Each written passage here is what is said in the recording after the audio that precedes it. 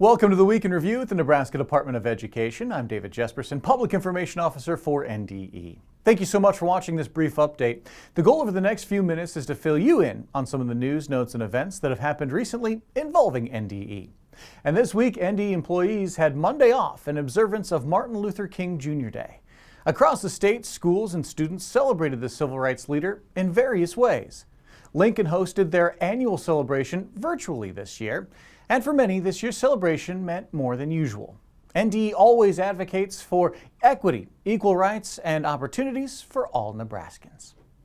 This week also featured another big celebration with I Love Public Schools Day on the 20th, the same day as the 46th presidential inauguration.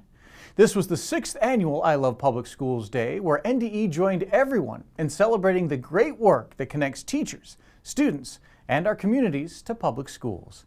In a time where our public schools are providing an unprecedented lifeline for families, it is essential to recognize how vital our public schools are to the communities they serve.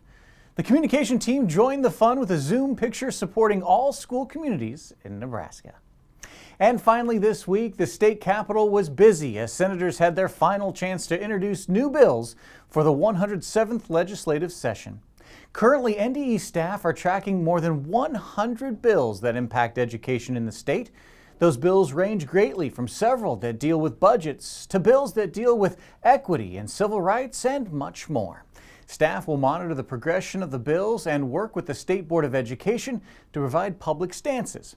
In the coming weeks, staff will also provide feedback to senators and possibly testify in hearings.